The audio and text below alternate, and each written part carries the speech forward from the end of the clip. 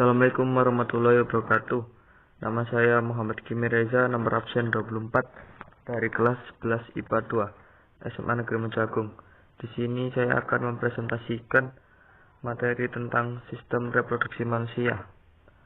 Langsung saja, untuk yang pertama yaitu organ reproduksi pada pria. Terdiri atas bagian luar dan juga bagian dalam.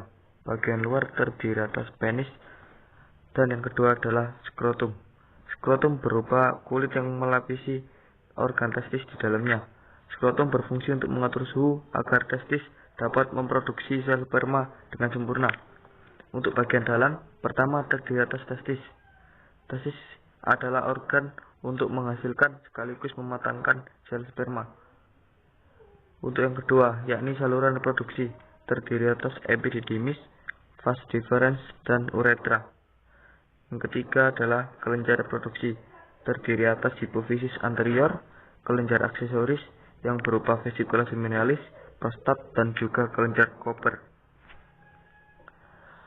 Selanjutnya adalah struktur reproduksi pada wanita, terdiri atas bagian dalam dan juga bagian luar. Untuk bagian dalam, yang pertama adalah ovarium. Ovarium adalah organ yang menghasilkan sel telur. Sejak lahir, wanita sudah memiliki dua ovarium, yakni kanan dan kiri. Yang kedua adalah uterus atau rahim. Uterus berfungsi untuk tumbuh kembangnya janin. Yang ketiga adalah vagina. Yang keempat adalah tuba Fallopi atau oviduct, yaitu tempat bertemunya sel telur dan sel sperma dan terjadi fertilisasi.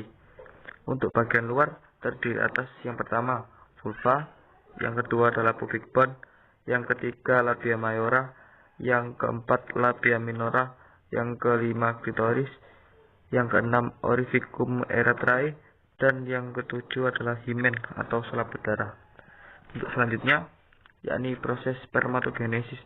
Spermatogenesis adalah proses pembentukan sperma dari mulai awal spermatogonium sampai menjadi sel sperma asli. Untuk prosesnya tersendiri terdiri atas 5 proses, yakni yang pertama adalah fase awal. Spermatogonium yang bersifat diploid bermitosis menjadi spermatosit primer. Di sini masih bersifat diploid spermatosit primernya. Kemudian spermatosit primer membelah menjadi spermatosit sekunder melalui proses meiosis 1 yang mengakibatkan sifatnya menjadi haploid. Untuk yang berikutnya adalah spermatosit sekunder membelah diri menjadi 4 spermatid. Masing-masing spermatosit sekunder membelah menjadi 2 spermatid yang bersifat haploid. Untuk proses terakhirnya yaitu menunggu pematangan spermatid ini menjadi sel sperma yang sempurna di epididymis. Untuk yang selanjutnya, yakni proses pembentukan ovum atau biasa disebut oogenesis. Untuk fase awalnya oogonium bersifat diploid, kemudian oogonium bermitosis menjadi oosit primer yang masih bersifat diploid, dan kemudian oosit primer membelah diri menjadi oosit sekunder dan badan polar melalui proses meiosis 1. Selanjutnya adalah oosit sekunder bermeiosis 2 menjadi ovum dan badan polar, sehingga menghasilkan 1 ovum dan 3 badan polar. Next, berikutnya yakni siklus menstruasi. Siklus menstruasi ini terdiri dari beberapa fase. Fase yang pertama yakni fase menstruasi, yakni luruhnya dinding rahim pada 5 hari pertama.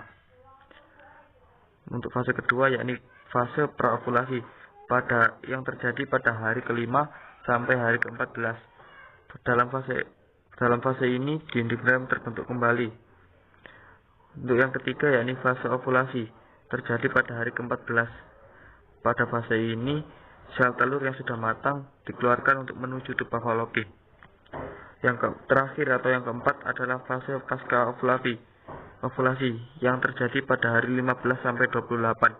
Sel telur yang siap dibuahi mulai berada di tuba Fallopi, dan apabila tidak terjadi fertilisasi, maka akan kembali ke fase menstruasi kembali. Nah, selanjutnya yaitu masa kehamilan atau gestasi. Masa ini terjadi selama 38 minggu atau 266 hari.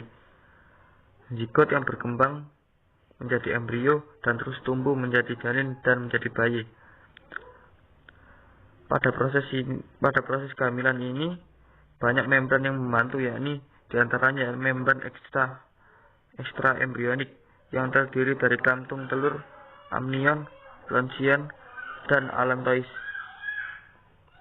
Selanjutnya, yakni proses kelahiran atau persalinan. Proses kelahiran terdiri atas beberapa proses. Yang pertama yaitu pembukaan dan pemipian serviks atau leher rahim. Yang kedua yaitu dilatasi sempurna. Yang ketiga, ekspulsi atau pengeluaran bayi dengan kontraksi yang kuat dan terus-menerus. Yang keempat, yakni keluarnya bayi yang berplasenta. Kemudian plasenta dipotong dan dijepit sehingga dapat menjadi besar. Dalam proses ini banyak hormon yang sangat membantu. Di antaranya yaitu A. Hormon relaksin, melunakkan serviks dan melonggarkan pinggul. Yang berikutnya adalah hormon estrogen untuk menurunkan produksi progesteron agar terus-menerus terjadi kontraksi pada rahim. Yang ketiga adalah prostaglandin, yakni meningkatkan kontraksi pada uterus. Yang keempat, oksitosin yang dapat meningkatkan kontraksi pada dinding rahim. Untuk yang berikutnya yakni KB atau keluarga berencana. KB merupakan program yang digalakkan oleh pemerintah guna untuk menekan angka pertumbuhan penduduk di Indonesia sehingga tidak terjadi kepatuhan penduduk. Tujuan KB itu tersendiri yakni yang pertama untuk membentuk keluarga kecil sejahtera sesuai kondisi ekonomi keluarga tersebut. Yang kedua adalah program beranak cukup. Yang ketiga adalah mencegah pernikahan di usia dini. Manfaat KB tersendiri bagi rakyat di Indonesia, penduduk Indonesia yaitu pertama, menjaga kesehatan ibu dan bayi. Yang kedua, mencegah penyakit menular. Yang ketiga, yakni meminimalkan angka kematian ibu dan bayi. Dan yang terakhir adalah membentuk keluarga yang sejahtera. Untuk yang berikutnya adalah kelainan pada sistem reproduksi laki-laki. Penyakit pada reproduksi laki-laki banyak sekali. Di antaranya adalah epididymis ini. Epididymis ini adalah penyakit yang disebabkan oleh infeksi pada saluran reproduksi, lebih tepatnya epididymis.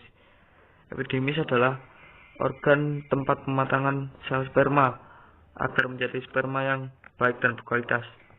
Penyebab dari penyakit ini diantaranya adalah bakteri E. coli dan bakteri Chlamydia yang menginfeksi. Untuk yang berikutnya atau yang terakhir, yakni kelainan pada sistem reproduksi wanita. Kelainan pada sistem reproduksi wanita ini diantaranya yaitu kanker ovarium ini. Penyakit ini menyerang ovarium, yakni organ yang menghasilkan sel telur sehingga menjadi bengkak.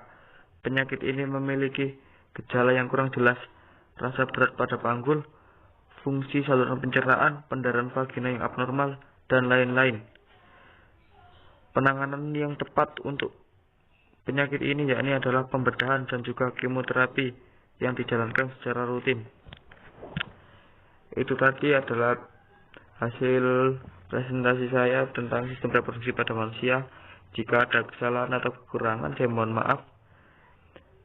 Untuk perhatiannya saya ucapkan terima kasih. Wassalamualaikum warahmatullahi wabarakatuh.